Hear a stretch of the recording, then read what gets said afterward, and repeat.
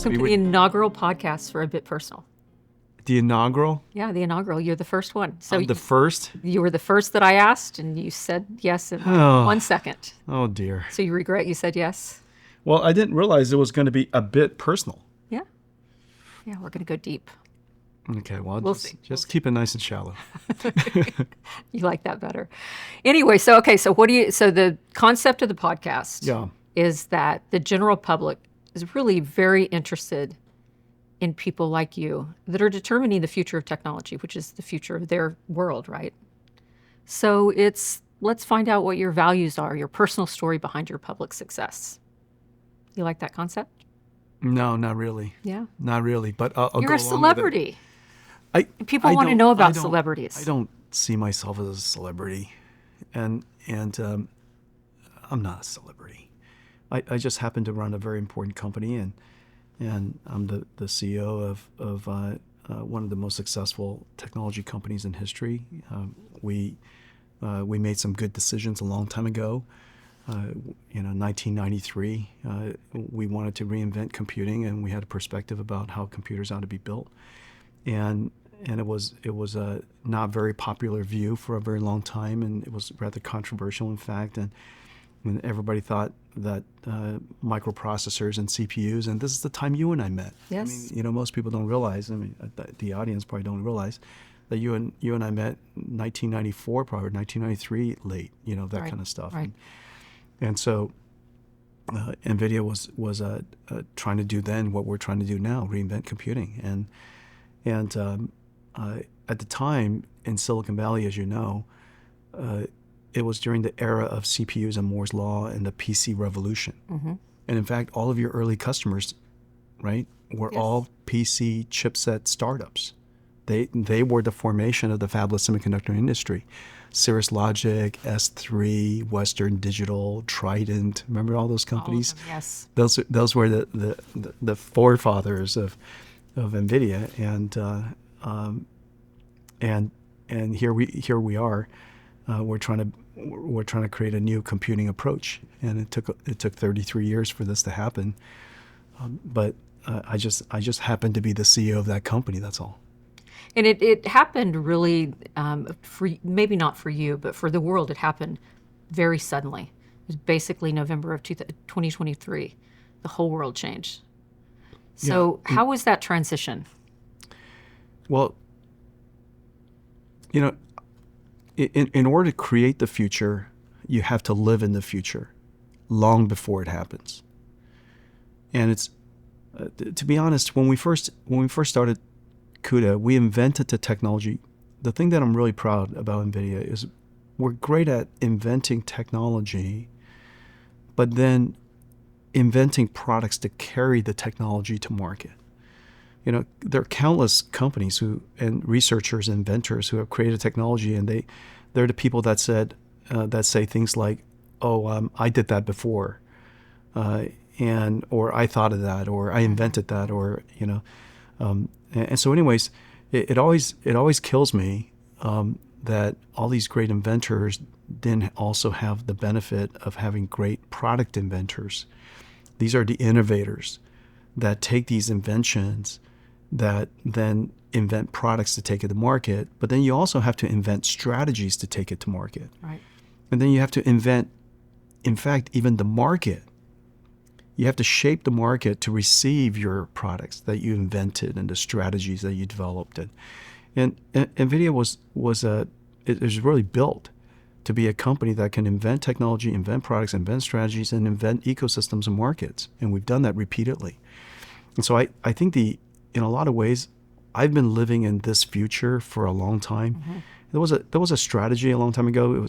We don't do it as much anymore, but it was called CUDA everywhere. And people tell stories of me schlepping CUDA, to universities and startup companies and established companies, and I schlep CUDA everywhere. And sometimes there'll be an audience of literally 3 people, and I would pull out and back then, I'd pull out my laptop and present CUDA and tell them about why this is going to change the world. And I visited researchers and laboratories and went to conferences. I put put on more CUDA miles than any human in the world. And so I, for a long time, I've been living in this future. You tell the story long enough, you kind of feel like it's happened. And so I think all of this is still a great delight. And, in my mind, it's not surprising, because the first principles that we built the company on are fundamental principles. They're not based on a hunch, or it's not based on, a taste, or it's on fundamental principles of computer science. And so what is happening now is in a lot of ways inevitable.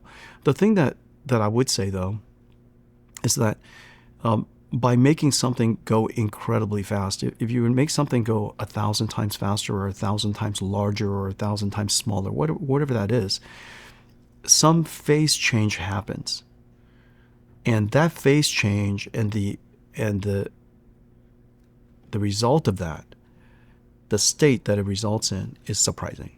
Okay. And so I think in a lot of ways, we knew that deep learning could be a lot larger. Which is the reason why we pivoted the whole company behind it. We knew that AlexNet couldn't have been the end of it, and that the architecture is something that's quite scalable. And the amount of data in the world is abundant. And so that was a natural resource we felt that was achievable. The one technology that I knew was going to be an obstacle to us was unsupervised learning, or self-supervised learning, that the computer could learn by itself without human labeling, because humans would be the bottleneck.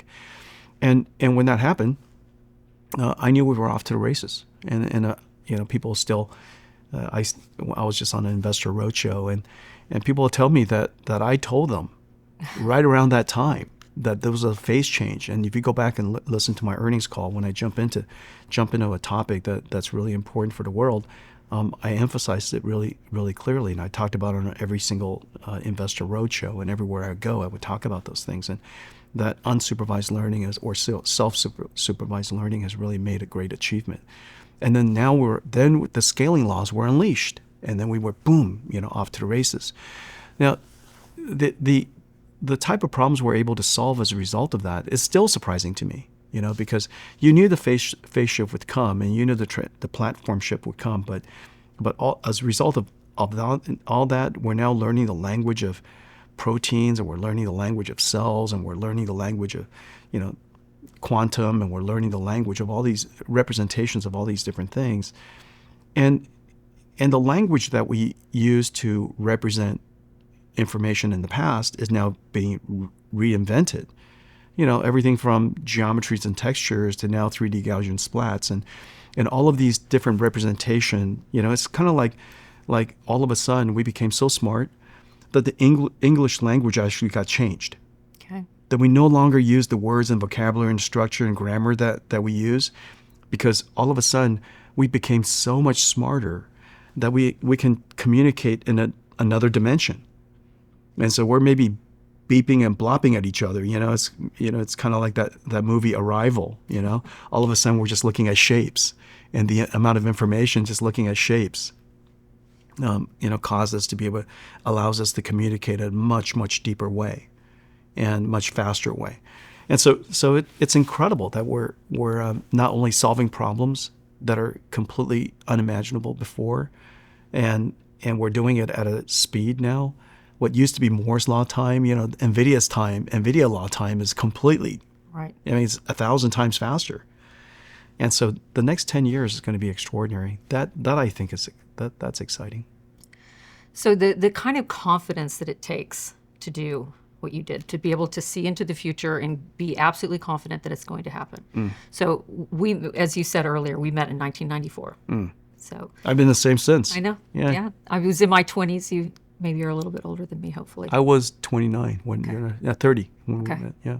So I remember our very first meeting at the headquarters in Sunnyvale, Tiros Way or something. Yeah, exactly. And it's a massage parlor or something like that. Yeah. Acupuncture parlor. Yeah.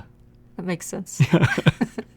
Anyway, I was interviewing you for a magazine, and I said, so Jensen, are you worried about sort of the rotating door in Silicon Valley, people coming and going? Because a lot of CEOs are complaining about this. And again, you're 29 or 30 years old, and you were like, Jodi, NVIDIA is neither a church nor a prison. You don't have to come and you don't have to stay. And I remember being so impressed by that. It's like, who is this guy? Such confidence and such wisdom at a young age. And I remember Morris Chang has a similar story when he first met you, that you immediately said, I'm going to be your biggest customer or one of your biggest customers. And he's like, wow, that's a lot of gumption. So where did that confidence come from at such an early age? Well, it's rough to know everything, I'm just kidding. No, by the way, Morris will be happy to know NVIDIA is TSMC's largest customer now. Yeah, I'm sure he's very proud of you. Yeah, and I'm proud of him. We were his largest customer during the PC revolution. Okay. And now we're his largest customer again, and I'm very happy about that.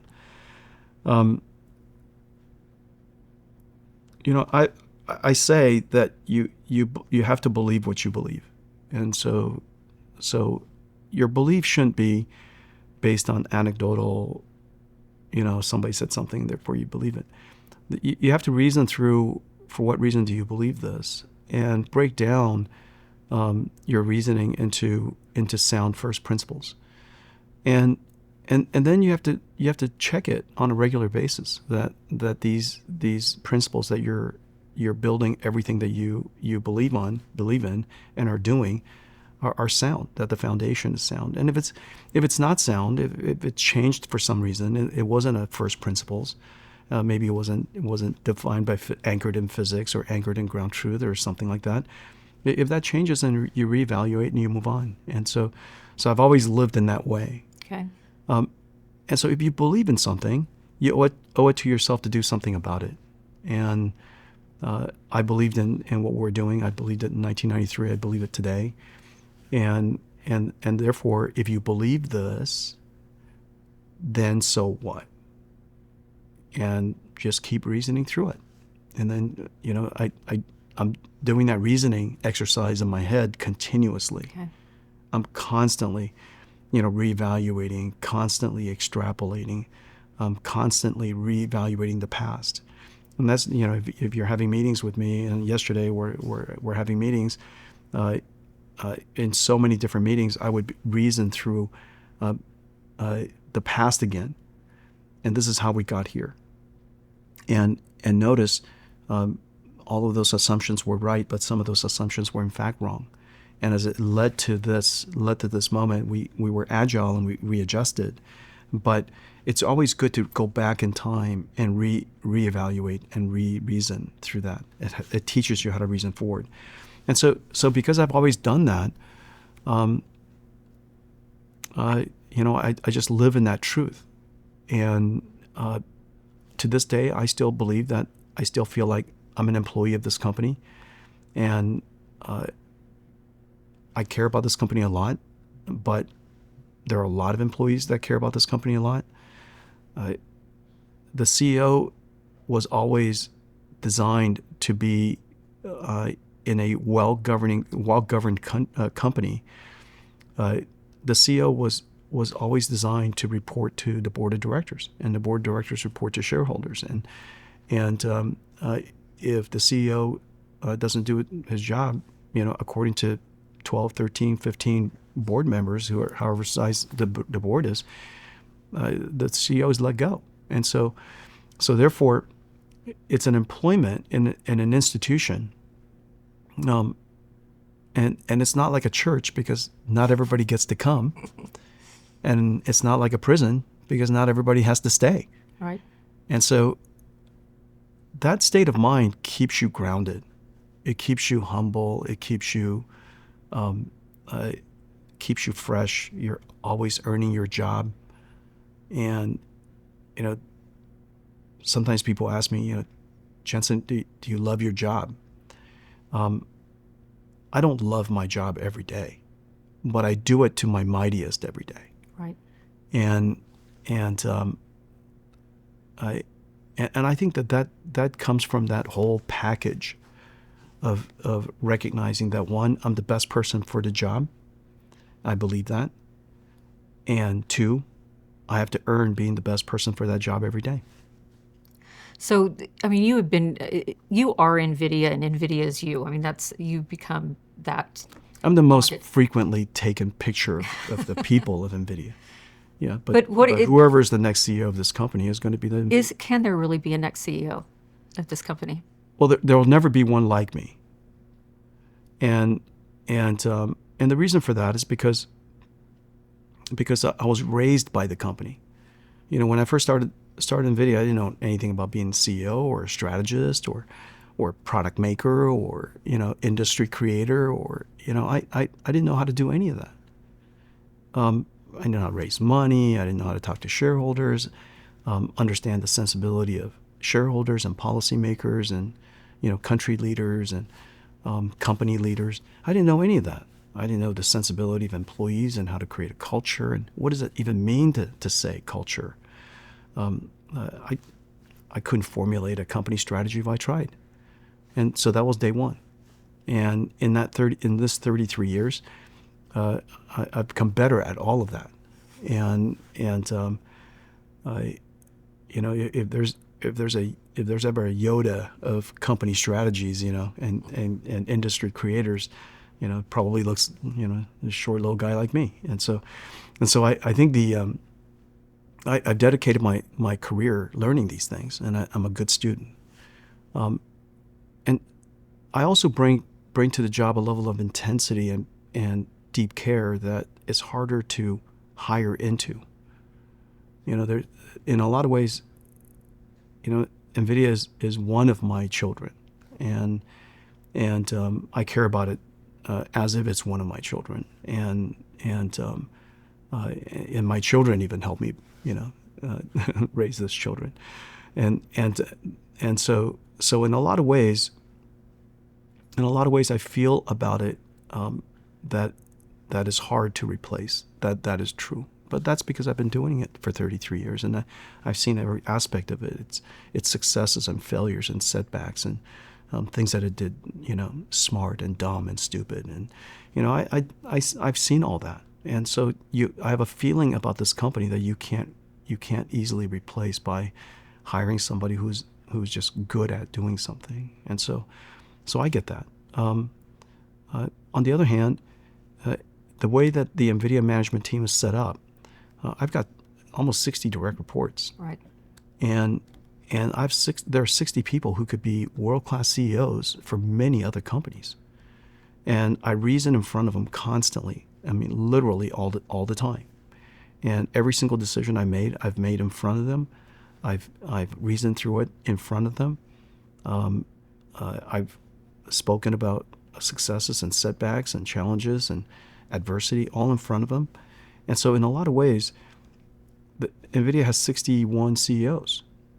And so, and they care deeply about this company. You know, many of them have been here for a long time, 33 years in some cases. Right. And so I think NVIDIA has just been built like no other company ever has been built. And it also speaks to our resilience like no other company will have. So obviously that kind of structure that you have is very legendary in the industry now. Everybody talks about it, these nearly 60 reports. So in order for that to work, those people have to be exceptional. Yeah. Okay, and not just brilliant, because there's a lot of brilliant people in Silicon Valley. They have to be exceptional specifically for NVIDIA. Yeah. So tell me a little bit about how you curate those people. And then secondly, there's been many times that you didn't hire in a position until you found the right person. And I'm thinking specifically of Colette. You interviewed 22 CFOs before you hired her, and now she's a legend in her own right on Wall Street. So maybe how did you choose her, and how do you curate those types of people? What do you look for? An empty chair is better than a chair filled with the wrong person. And so I'm never in a hurry. The company will keep moving on. And whether it's a missing CEO or missing, VP of anything, the company will keep moving on. And so you just have to have the confidence of what I just said. If you can convince yourself of what I just said, that these two ideas, the empty chair and the company is going to keep moving on, then it buys you enormous amounts of time until you find somebody that is a combination of a lot of things, including you just like them. Colette, on her first week, I think she asked me, Jensen, how long do you want me to be your CFO? And I said, for as long as we shall live. And death do us part. Yeah. Because the alternative doesn't make sense. Any other answer is the wrong answer. For what reason is there an end date? And the end date is when she decides NVIDIA is no longer right for her. That applies to Colette. That applies to all 60 of the NVIDIA direct reports. And I keep chairs open for a long time. And the company just keeps on carrying on. And people swarm the mission. Whatever the mission is, whatever the job that needs to be done, people will swarm it anyways. And worst case, I'll do my best and just carry on. Right. And so that's just a philosophy. Don't ever fill a chair with the wrong person. Wait until the right person comes along. And that right person, I'm asked all the time, what makes a great employee, what makes a great leader? Surprisingly, I don't have the answer. Okay. And the reason for that is this. They're all smart. They're all competent. You find me a CFO somewhere, and I promise you they're competent. And they're competent enough. And so that you find me a whole bunch of functions. You find me a CEO.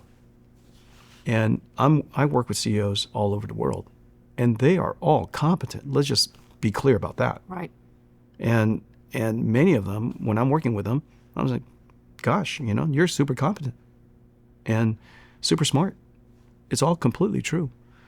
And yet, in the end, what makes the magic of NVIDIA is a combination of the chemistry of the people that are together. But mostly, I would tell you that it's just corporate character. And that character comes from somewhere. That's what defines great companies. Somehow, there are a lot of companies building chips. We invented the GPU. But from a volume perspective, we're the smallest GPU company in the world. I know it sounds weird, but we are. Everybody makes more GPUs than I do. It's like, some random person makes more GPUs than we do. And so clearly, it's not that. And so I think the somehow there's a magic in the corporate culture, the corporate character,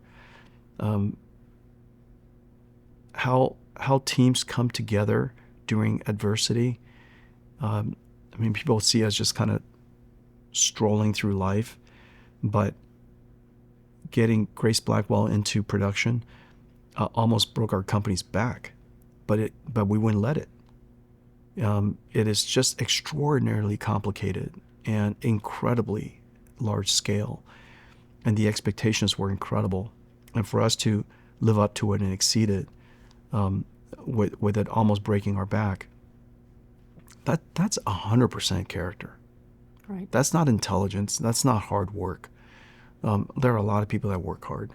There are a lot of people that are super smart. That is 100% character. And where that comes from,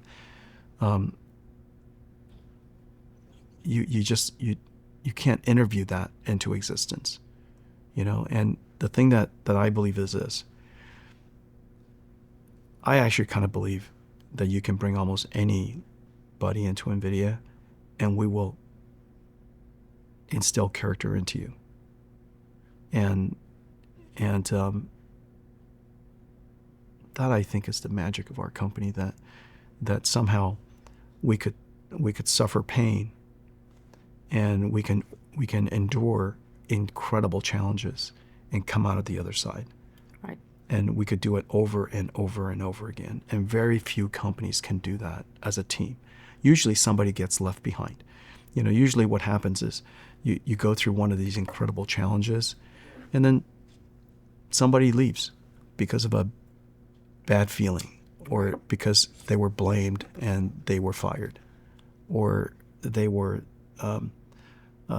they somehow felt it's always, by the way, it's always somebody's fault.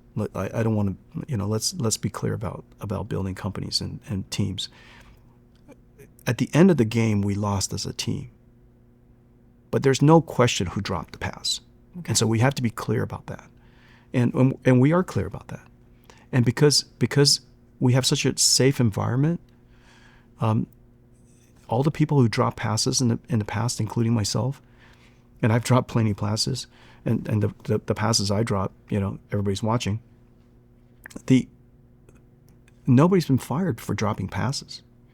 And so this company has developed a culture, a personality, a lot of it reflecting our own, that tolerance and forgiveness and learning from mistakes. And so long as maybe a couple of things that's really super important to me, so long as the teammates gave everything of themselves, that's good enough for me. So yeah, you have a reputation for really not liking to fire people, and hopefully no one likes to fire people. But so that's your theory, that you have to make these people better, or your team has to make them better. Yeah, like the company made me better. Mm-hmm. I wasn't then what I am today, and what I know today, no volume encyclopedia could hold it. And if somebody were to ask me what did I learn over at NVIDIA and write a book, I wouldn't even know where to start, and so this company gave me the chance to become what I am. And this company also gave the entire management team the opportunity to become what they are.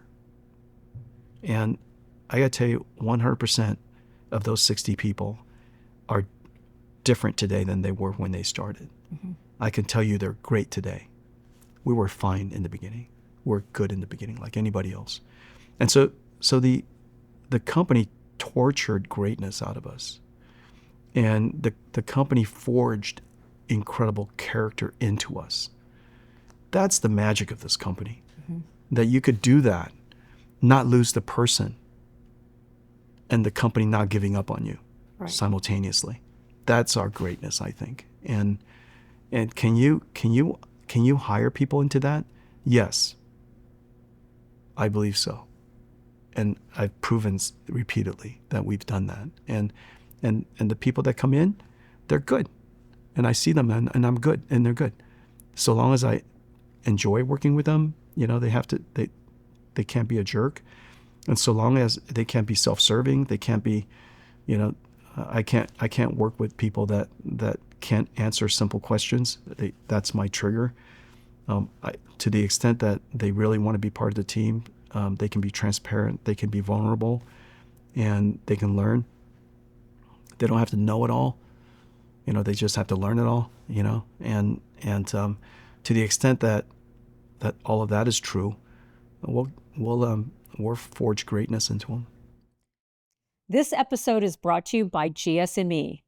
GSME is a leading global provider of tailored silicon solutions dedicated to empowering semiconductor and system companies with cutting-edge technology and unparalleled expertise, founded in 2022 by Farhat Jahangir. Its comprehensive range of services include end-to-end chip design, full turnkey manufacturing capabilities, rigorous quality assurance, and strategic incubation to help its partners bring innovative products to market. At GSME, they are committed to transforming semiconductor manufacturing landscape by optimizing processes, accelerating product development cycles, and ensuring faster time to market for next-generation applications.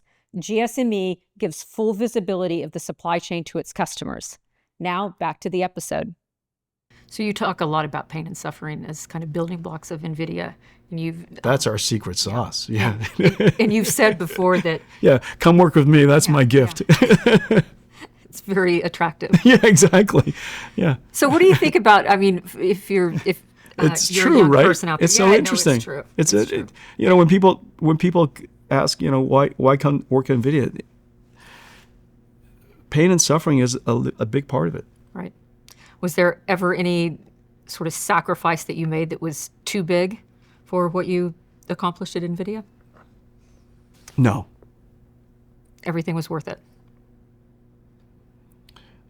You have to do it right. I think I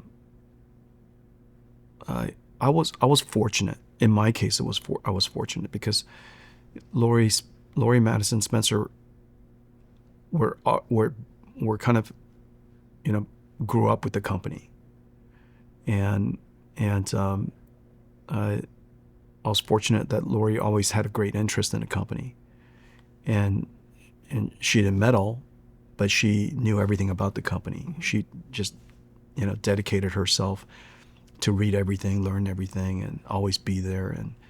And she's never missed an event.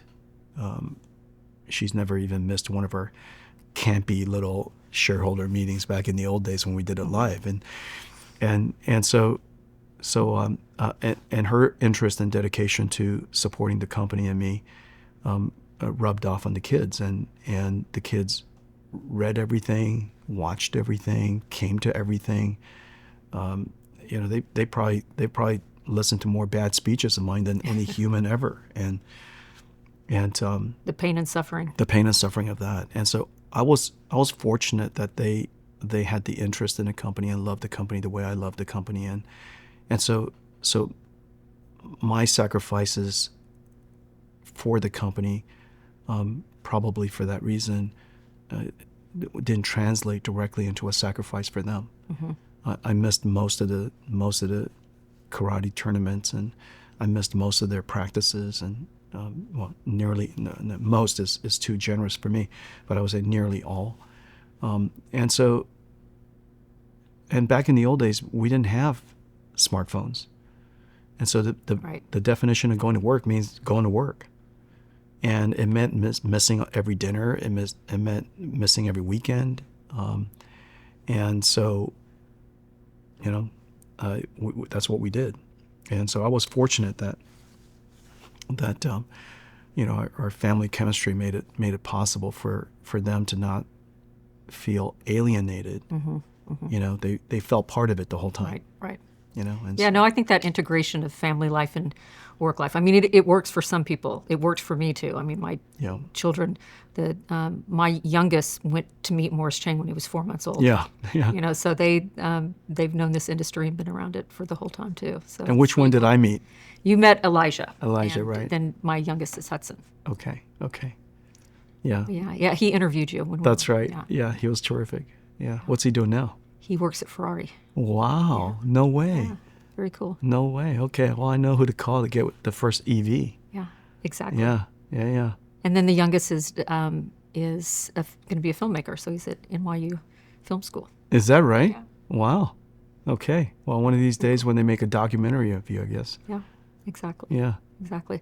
One of the I think one of your best characteristics or skill, because you could say it's either, is that although you're for sure the hardest working billionaire in the world, maybe Elon would argue with that, but when you're with someone, you're all in. Mm-hmm.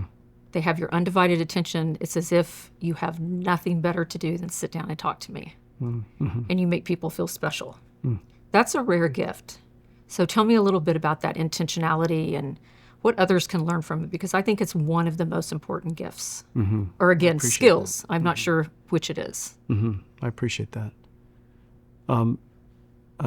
I think it's humility and respect.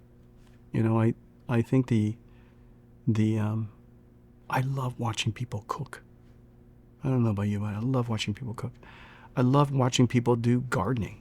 I love watching people do things they love and that they're good at. When we go to restaurants, I always prefer to sit at the bar, so I'm closer to the kitchen. And I love watching people do their work. Because, I respect their artistry, I respect their craft, I'm inspired by them dedicating themselves to the work that they do, and you're always learning something.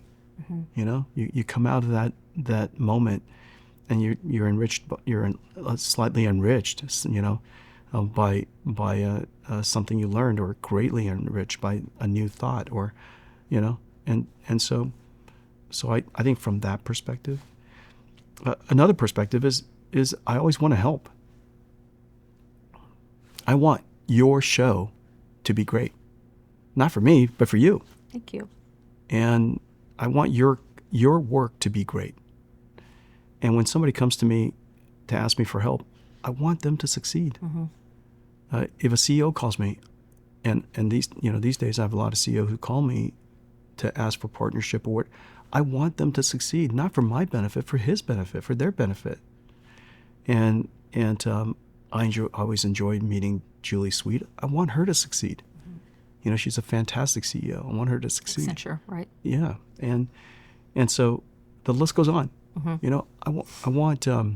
I love watching other people succeed, and I love that I was able to help a little bit. And I'm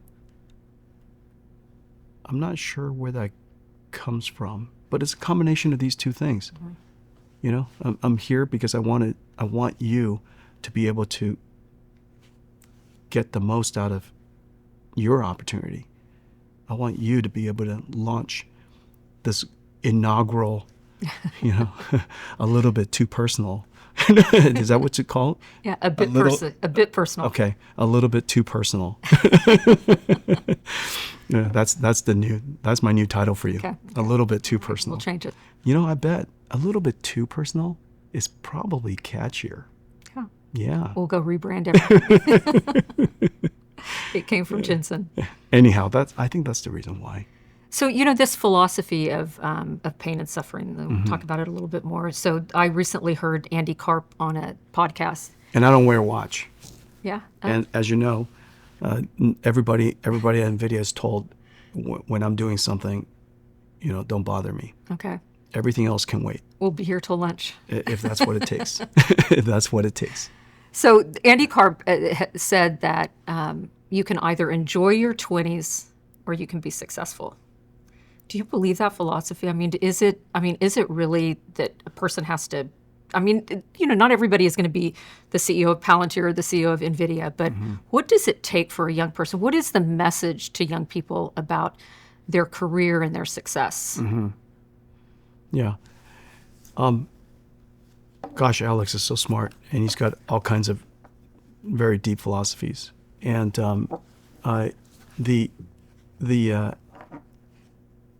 I guess I'm kind of low key about all that stuff. I personally think it's pretty incredible that Morris worked until his 80s.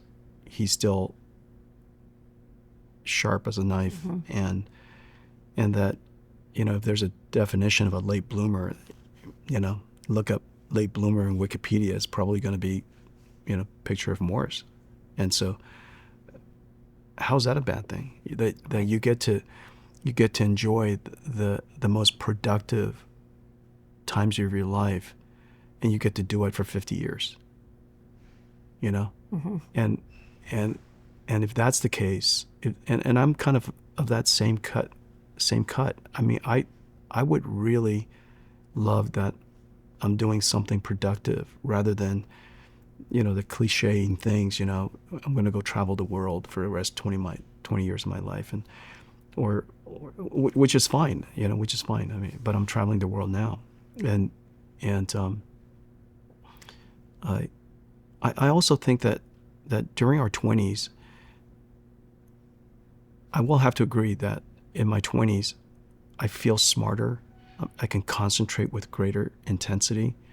I think faster. But the thing that I would say is completely missed is all of the ability to be wiser, to be more nuanced, to be more strategic, to think longer term. I think all of that is missed in the 20s, and I don't know how you learn those things by not living those things. You could always repeat those things by reading it, and you could always, these days you could always watch YouTube and if you're sufficiently empathetic, you could kind of, feel what other people are going through, so you could maybe live their life, live your life through them, and somehow gain that wisdom by watching. So imitation learning is a real thing, and so so I think that's terrific. But there's the grit that comes along with enduring, the knowledge of how to deal with pain and suffering, the feelings of it, not the physical feelings, but the emotional toil in going through the agony part of it, the fear part of it. And there are real fears. I mean, fear is a real thing in running companies. We have the lives of tens of thousands of people, and in the decisions we make when things are not going well. To not feel fear, to not feel anxiety, to not feel vulnerability, makes you, in fact, a bad leader. To be so crass that you don't even care how things are going to turn out. And so I don't know how you learn those things without actually going through it. And so I guess I see it both ways. If you could succeed early, your energy is abundant. You could stay up later, pull all-nighters, and you could work 10 times harder. But there's something that's just really that I feel I have today that I really didn't have in my 30s. And as a result, even though I'm not thinking as fast as I used to, I come to the right answers faster because I have the benefit of wisdom and patterns and, better strategy thinking. And so, I'll go toe to toe with a 20-year-old all day long. I believe that. Yeah. They got nothing on me. So let's get a little bit too personal. Okay. So tell me about a little bit about kind of the highlights and lowlights of your childhood that you think impacted, that you can specifically trace to impact some characteristic that you have now. Maybe just kind of walk us through the coming from Taiwan to the U.S. and that ordeal or that experience, the journey. When I was, I don't think I'm extraordinarily or spectacularly intelligent. I'm not I don't think I'm an outlier. When I was a kid, and during that time, even entering schools, you have to take tests, and apparently I did very, very well in the test. And this is, back then you have to do national tests and things like that, and I did very well in the test. And I kind of remember my mom always just telling me that you're incredibly smart. And whether that was actually true or not, the fact that my mom kept saying it over and over again probably was helpful. And it kind of put a burden on me to need to be smart. And so maybe that's one of those things about parenting and leadership, that when you set expectations that are beyond reason on some people and on your company, in a lot of ways they rise to it. And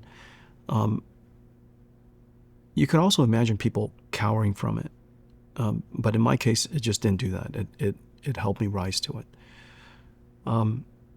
That was an important, that comes to mind, I guess. Another one I would say is just witnessing someone do something. You know, we were learning how to speak English, and my mom didn't even know how to speak English. But it didn't stop her from every single day teaching us English. I mean, how is it possible that somebody who has no clue of English be teaching us English? And my mom didn't even graduate from high school, I don't think. Okay.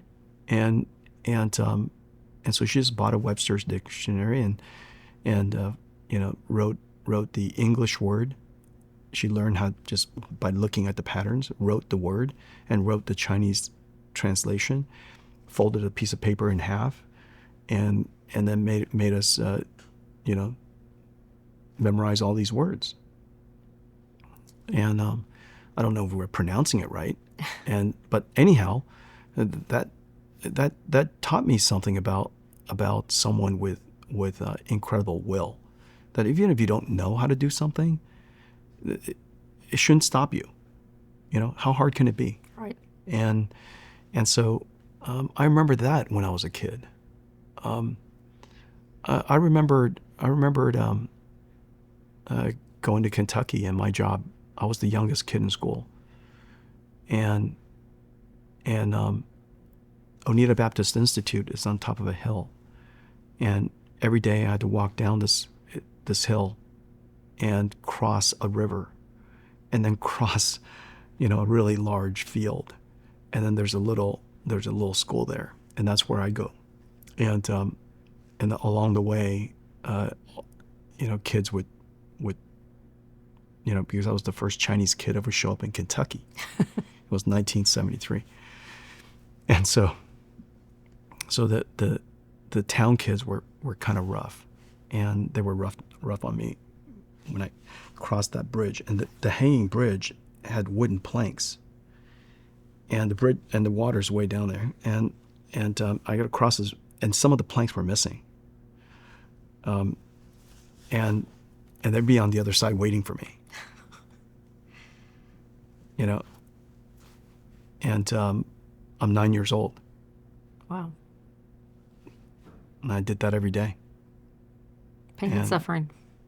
You're 9 years old. Here's a river. Here's a hanging bridge. Wow. Wooden planks. Some of them are missing. On the other side, that's the worst news. You live to make it across the bridge. Yeah, that's when you're in trouble. Then you're in trouble. Right. Yeah, but I did that every day, every morning, and then in the afternoons I come home and my job was to clean the bathrooms.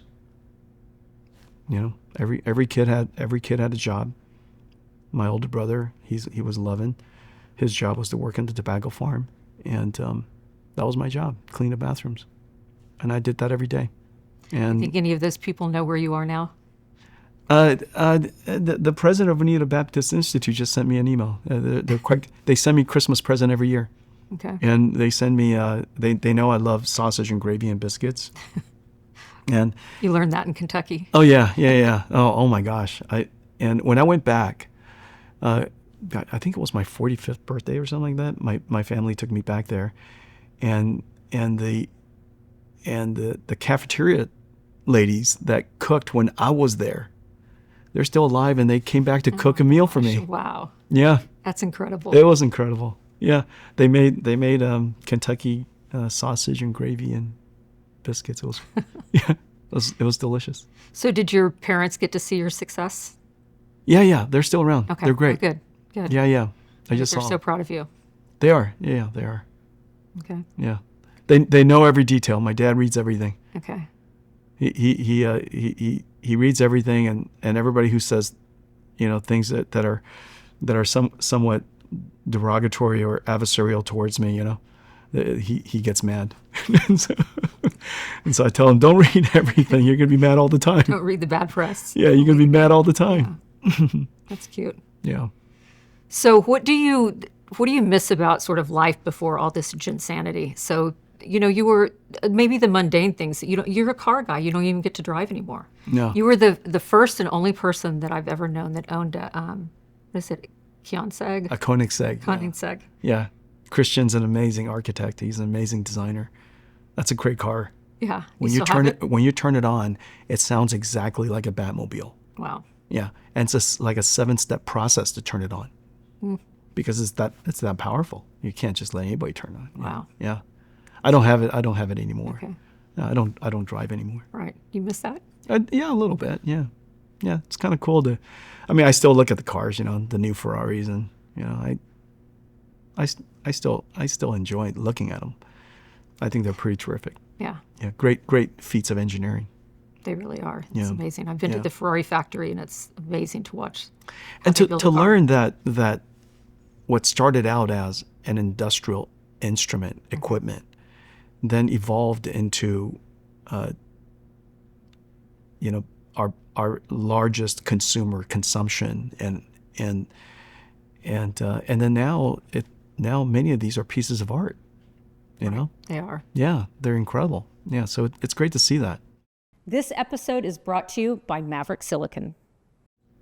So if we're sitting here 5 years from now, podcast is hugely successful because of this inaugural podcast. So what's the world look like in 5 years from now?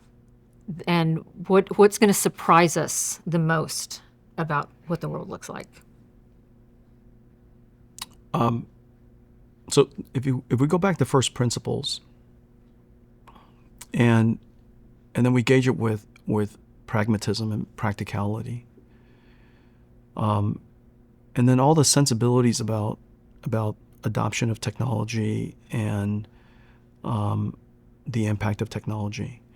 There's several things that I would say. I think, first of all, the work that we're involved in and what NVIDIA's work in and artificial intelligence and the rest of industry's work in this area,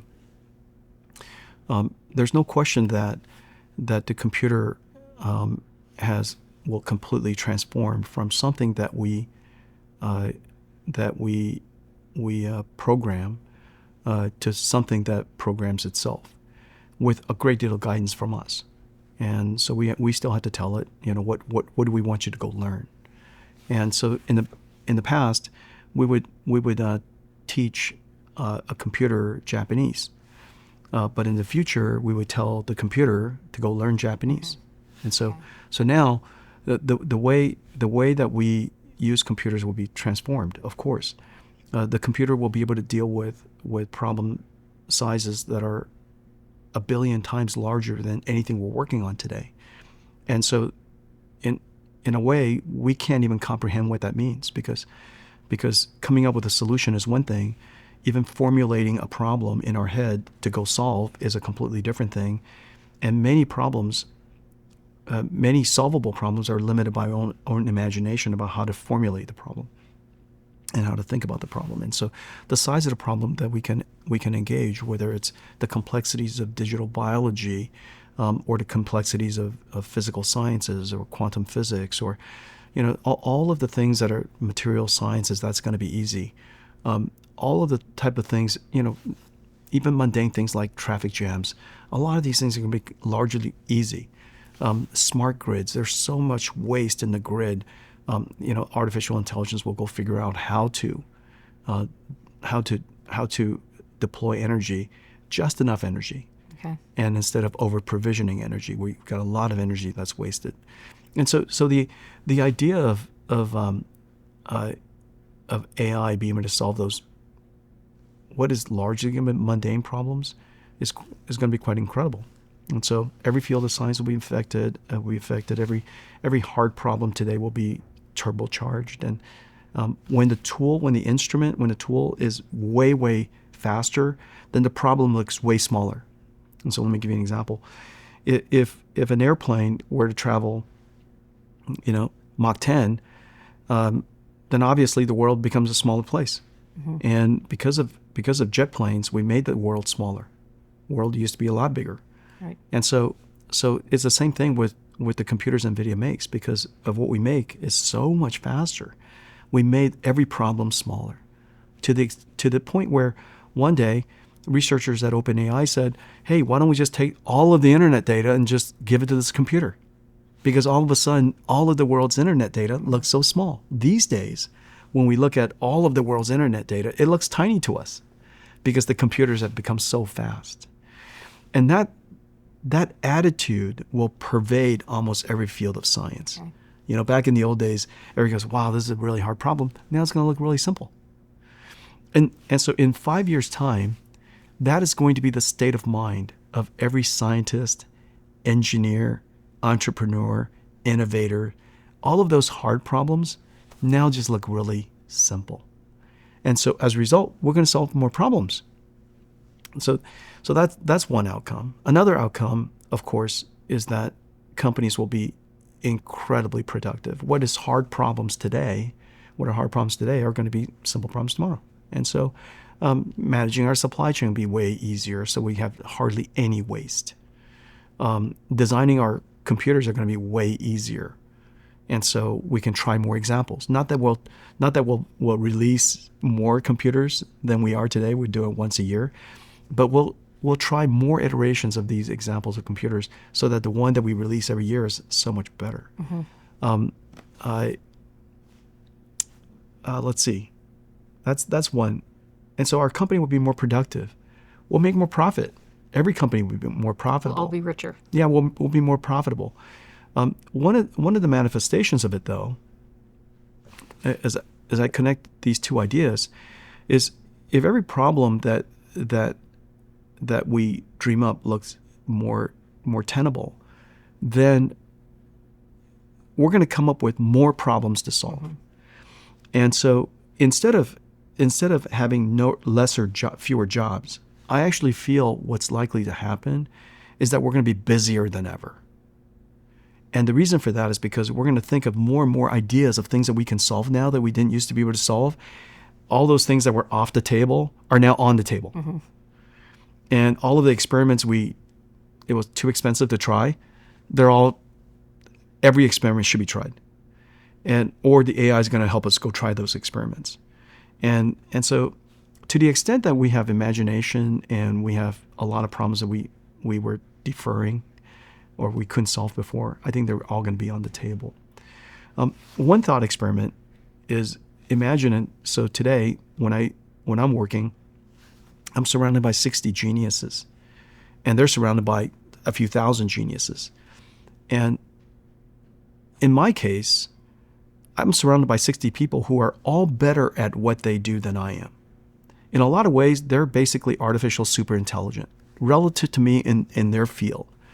And yet I've got no trouble working with all of them. And so I think that in the future, and the AIs that I use now with OpenAI and Gemini and Grok, and I use Perplexity and Anthropic, and all of these AIs in their way, they're already smarter than I am. And yet I've got no trouble working with them every day. And so that's number one. But what's really interesting, though, is that when I formulate problems for my team to go do, I often have the benefit of waiting the 2 or 3 or 4 days for them to go find the answer or formulate the answer back to me.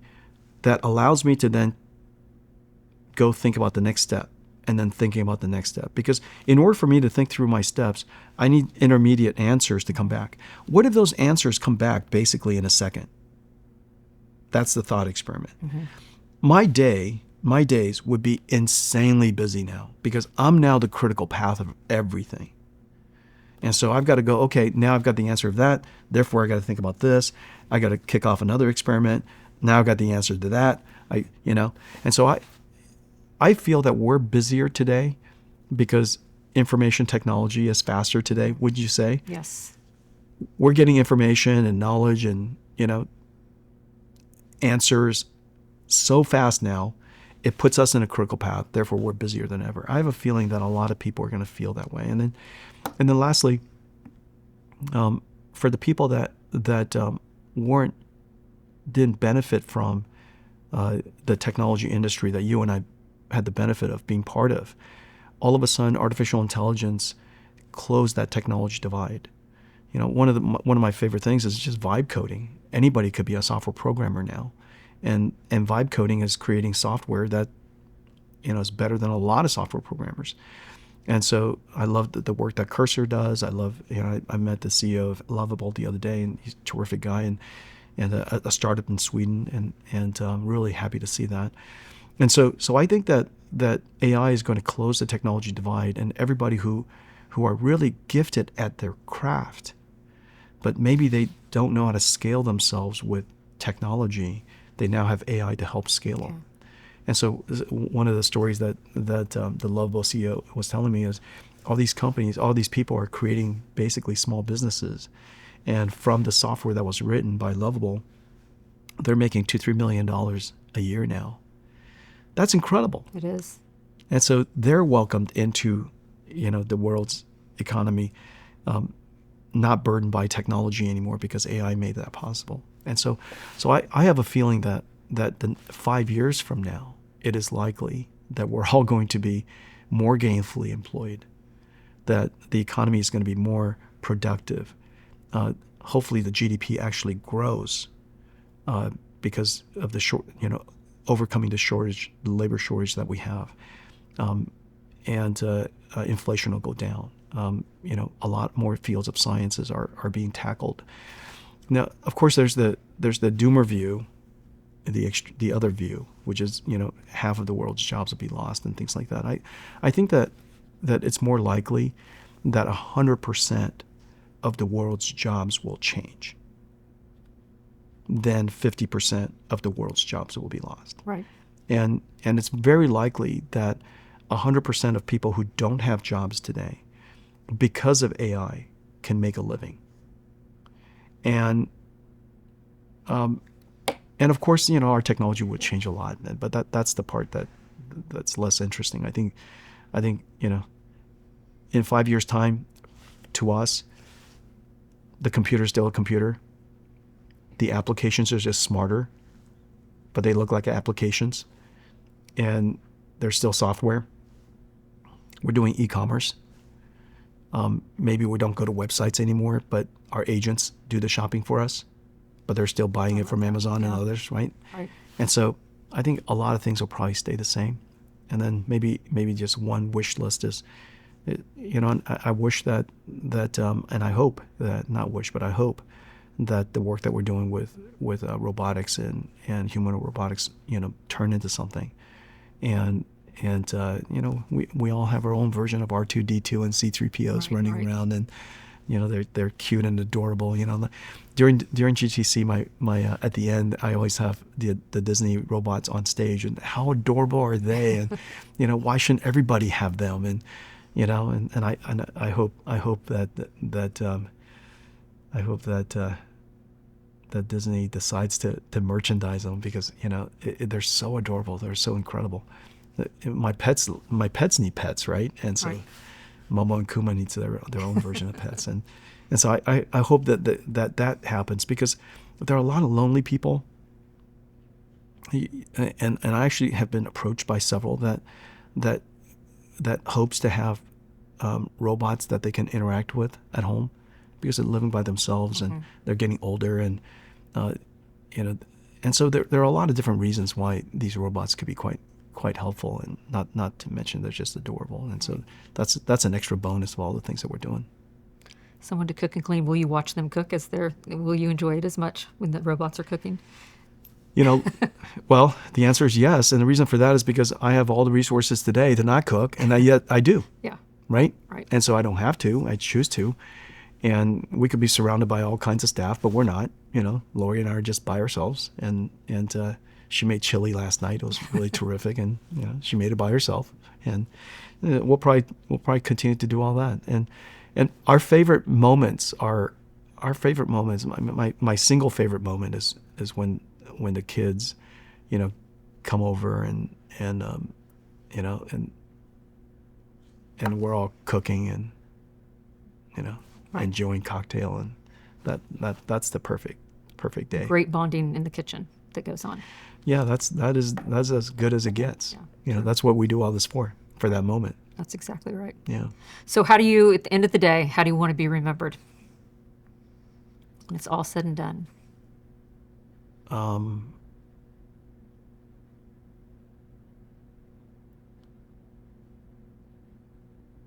first of all, it's nice to be remembered, and I'm fortunate that because of what NVIDIA has done, and what we've built, and the impact that we have in the single most important technology industry in the world, the most important instrument of humanity, computers, that NVIDIA will likely long beyond me be important to the world. And I was fortunate to have been a founder with Chris and Curtis. I was fortunate to have stayed on top of the pile, and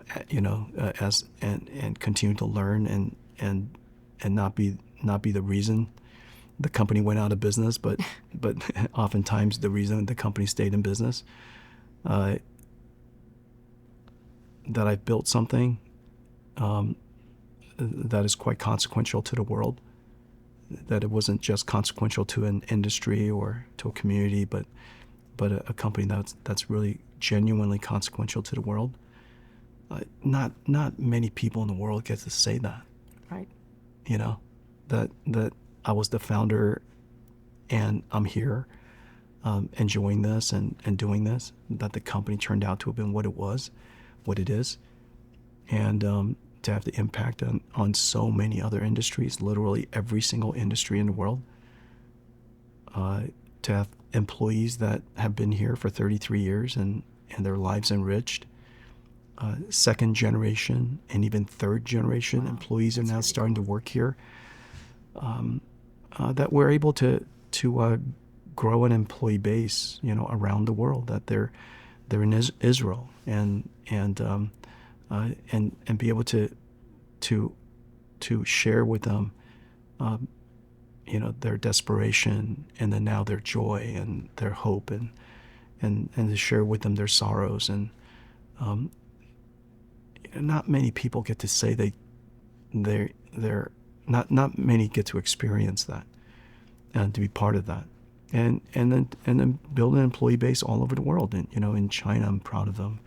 Our employees in Taiwan, I'm deeply proud of them, and all of our employees in India, I'm so proud of them, and our European employees, and so my Canadian employees, we're growing a large Canadian base, and one of these days, I'm hoping that NVIDIA gets to extend ourselves into the global South.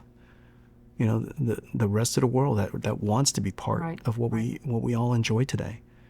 I was just talking to somebody yesterday about the work that we're doing in Africa, and the work that we should be doing more in Latin America, and in Southeast Asia. I'm so proud of the impact that our company has. And so, how do people remember me? They'll probably remember me as a founder and builder of NVIDIA. That's probably and a good guy. Well, that goes without saying. He has a funny guy. He has a great sense of humor, and he doesn't take himself too seriously, and he in a lot of ways, I'm still a reluctant CEO. I like being inside the company more than I like being outside the company. I like not giving speeches than giving speeches, and I like not giving keynotes at all, and yet I have to do it, and so I'm a highly reluctant CEO, but I'm a very enthusiastic NVIDIA builder, and any aspect of my job that is necessary to do that, I'll do, and so that's a long-winded answer for I have no idea what people remember me as.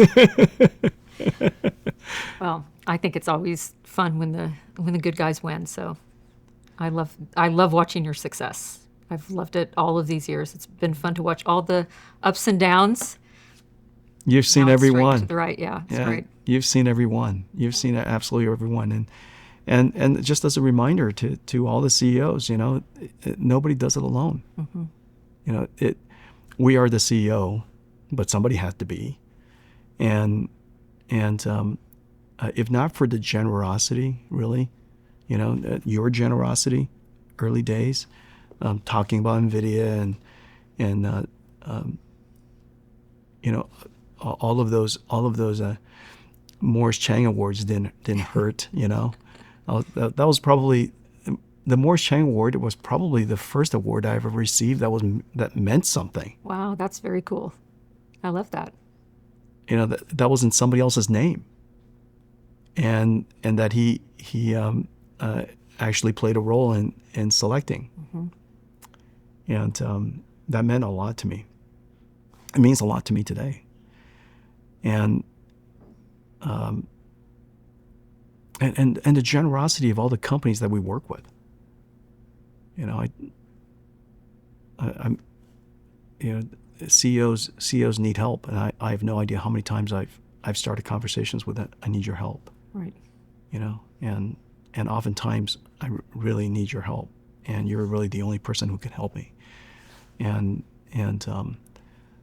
people have been generous and gracious to help me along the way. You know, share with me their knowledge and teach me how to do things and help me get things done. And you know, and so that's maybe the real life lesson of CEOs. It's surprisingly a vulnerable. Yeah. A lonely position too, right? Yeah, it can be. It can be. Yeah, it can be. But Jodi, I would say it's probably lonely in our heads. It's in our head. It's lonely. In our headspace is lonely because you're trying to solve a problem that sometimes are kind of tricky, and you're talking to yourself, you know, and for a long period of time. Right. You know, so many challenges. Almost every transition in our company, every phase shift, every time I reinvent the company, I've spoken to myself probably I don't know how many thousands of hours. Right. And in that time, you're quite lonely, you know. And but we also have to recognize that everybody wants to help us. They want us to succeed, and like you know, you said earlier, you like watching me succeed. I know you want me to succeed, and I want you to succeed. And so, in a lot of ways, we're not alone that way. Right. And so we're, you know, CEOs are a surprisingly vulnerable skill. It's or profession, maybe that's, you know, you can't do anything alone. And so you're at the mercy of almost everybody. You're at the charity of everybody. And you know, maybe the world makes it look like we're formidable leaders, but we're the most vulnerable of all the people in the company. And I often say, you know, I'm the only person in the company who can't get anything done without other people's help.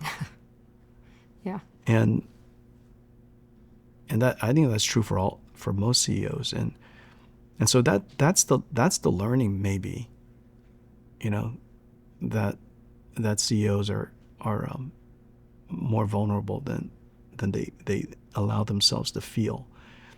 But I got no trouble with that. I've got no trouble feeling vulnerable. This episode is brought to you by Morgan Stanley.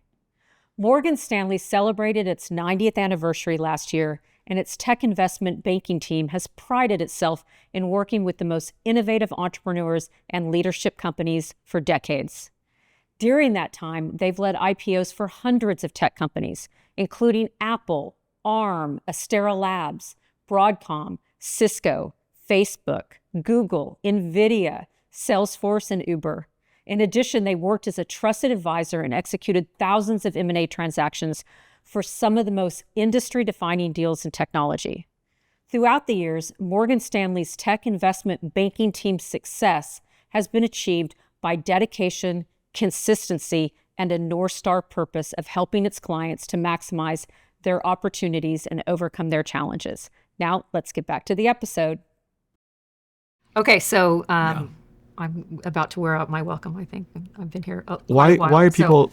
they've been taught to not do that. No one has. I'm just kidding. So we're going to end on some rapid fire questions that I call the last tape out. Wow. Okay. Don't tell me. Don't. The first. Don't tell me when my last tape out is. See, now I'm holding myself because this is the part I don't like. Okay, go. Who's the smartest person you've ever met? Who's the smartest person I've ever met? I can't answer that question, and I know what people are thinking. The definition of smart is somebody who's intelligent, solve problems, technical. and but I find that that's a commodity, and we're about to prove that artificial intelligence is able to handle that part easiest. Right. Yeah, and so as it turns out, let me give you another example. Everybody thought software programming is the ultimate smart profession. Look, what is the first thing that AI is solving? Software programming. And so it turns out that the definition of smart is very different than most people think. And I think long-term, the definition of smart, and my personal definition of smart is someone who sits at that intersection of being technically astute, but human empathy and understand and having the ability to infer the unspoken, around the corners, the unknowables. People who are able to see around corners are truly, truly smart, and their value is incredible. To be able to preempt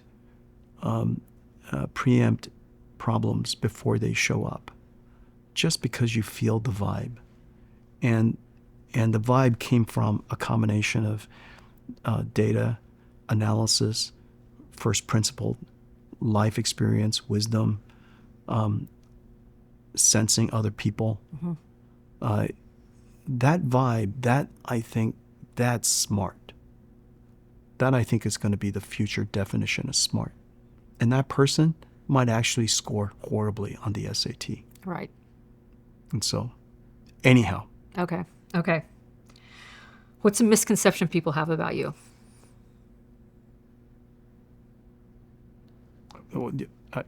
These are hard questions. First of all, I don't know what's their.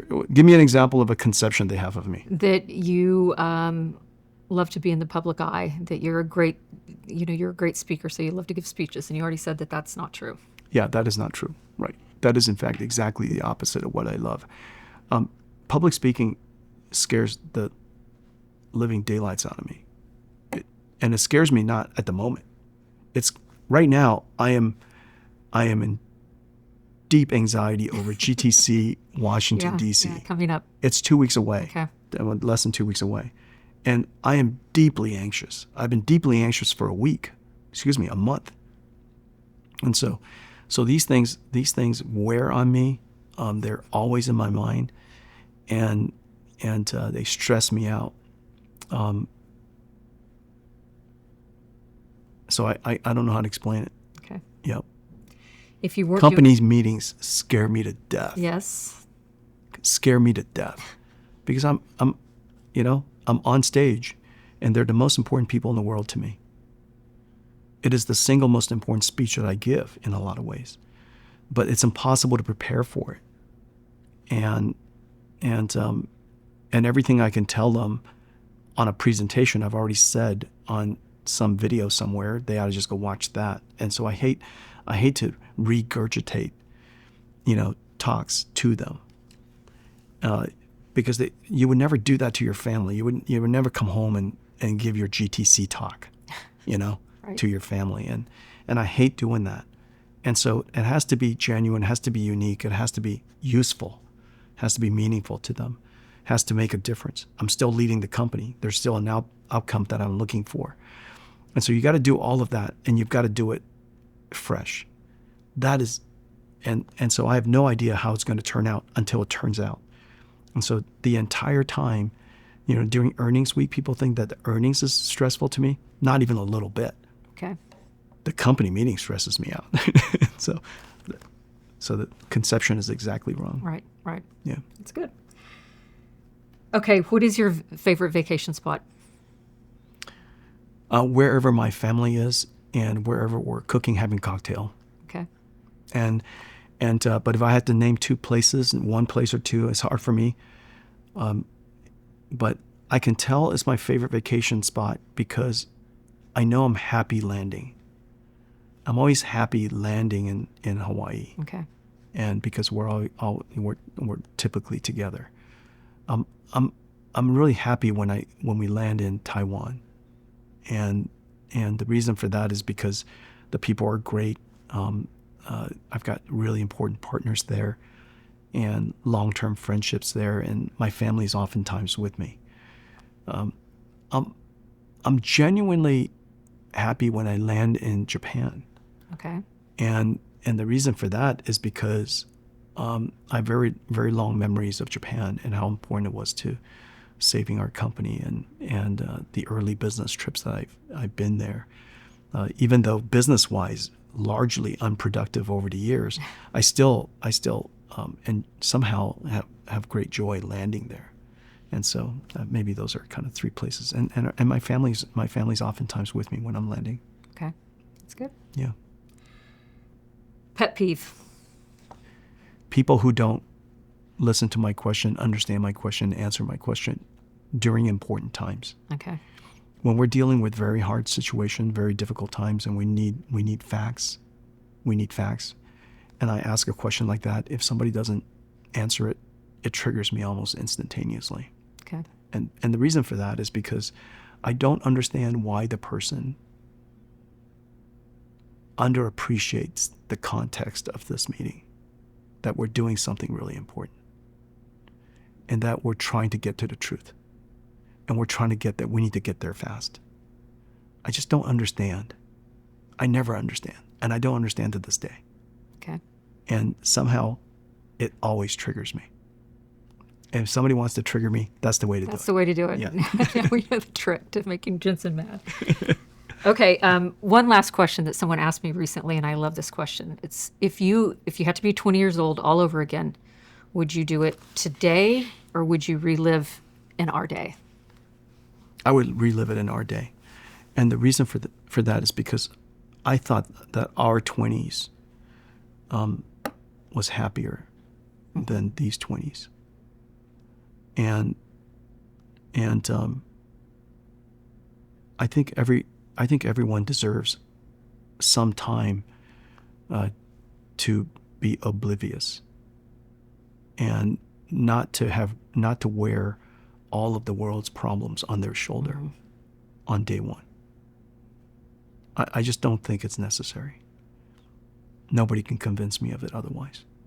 That there's some joy in ignorance, and there's a superpower in ignorance. NVIDIA, it would not be possible today if not for the fact that I was ignorant to the fact that it's impossible to build NVIDIA. Right. In fact, it's impossible to build NVIDIA. You can't build NVIDIA. You just can't. But nobody can convince me otherwise because I didn't know any better. And I think that optimistic people, you can't convince them that they can't make it better. They're so ignorant. They're so oblivious to the truth that they are optimistic. How is that a bad thing? And I feel that we're raising a generation of very cynical, too informed. They're cynical not because they're inherently cynical. They're cynical because they just see so much stuff. Right. It's too much stuff.